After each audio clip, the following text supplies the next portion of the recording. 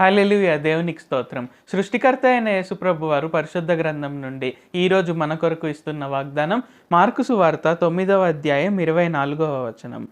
వెంటనే ఆ చిన్నవాని తండ్రి, నమ్ముచున్నాను, నాకు అపనమ్మకం ఉండకుండా సహాయం చేయమని బిగ్గరగా చెప్పెను.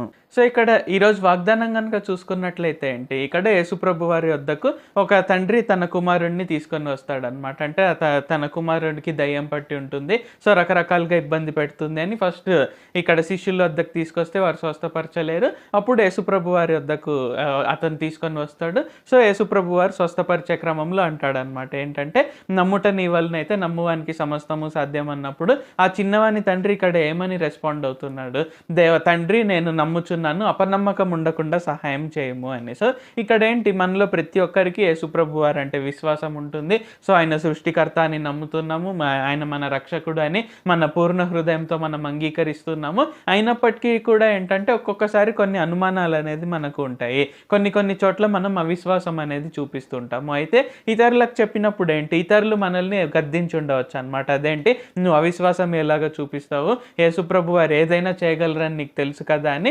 గద్దిస్తూ ఉంటారనమాట. అయితే కోర్స్ ఇక్కడ ఏంటి, యేసుప్రభు వారు ఖచ్చితంగా మన నుండి సంపూర్ణ విశ్వాసం అనేది కోరుకుంటున్నారు. అయితే మనం ఈ మానవ శరీరంలో, సో మనం ఈ ఫ్లెష్లో ఉన్నాం కాబట్టి ఇక్కడ ఏంటంటే మనకు ఒక్కొక్కసారి కొన్ని అనుమానాలు కలుగుతుంటాయి. సో మనకు ఇక్కడ ఏంటి, శిష్యుల్లో కూడా చూసినప్పుడు తోమాకు కూడా కొన్ని అనుమానాలు కలిగి ఉన్నాయన్నమాట. అంత మాత్రాన యేసుప్రభు వారు తోమాని త్రోసివేయలేదు, అలాగని తోమాని అదే డౌట్లో ఆయన ఉంచలేదు. సో ప్రతి ఒక్క దశలో కూడా ఆ అనుమానాలన్నిటి నుండి ఆయన విశ్వాసంగా మార్చారు. సో ఆ విధంగా ఇక్కడ ఏంటి, మనలో కూడా ఎటువంటి అనుమానాలు ఏవైనా ఉంటే మనం వెంటనే ప్రార్థన చేయాలి. దేవా, నాలో ఉండే ఈ అవిశ్వాసాన్ని తీసివేయండి, ఈ అనుమానాలని, ఈ డౌట్లను తీసివేసి దాన్ని విశ్వాసంగా మార్చండి, అపనమ్మకం ఉండకుండా సహాయం చేయండి అని మనము యేసుప్రభు వారి సహాయం కోరుకున్నట్లయితే ఏంటంటే ఆయన శక్తితో మనల్ని నింపి ఖచ్చితంగా ఆయన మనకు సంపూర్ణ విశ్వాసం అనేది దయచేస్తారు. కాబట్టి ఒకవేళ మీకు తెలిసిన వారు ఎవరైనా ఏదైనా కొన్ని చోట్ల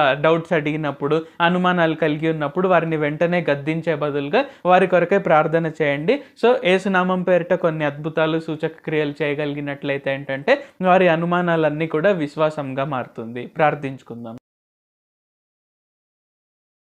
ప్రభువా, దేవా, సర్వాధికారి, మాకు ఇంకొకసారి ప్రార్థించుకునేందుకు అవకాశం ఇచ్చినందుకు వందనాలు తండ్రి. మీరు మా కొరకై చేసిన ప్రతి ఒక్క మేలుని బట్టి మీకు వందనాలు, స్తుతులు, స్తోత్రాలు తండ్రి. ఈరోజు వాగ్దానంని బట్టి వందనాలు తండ్రి.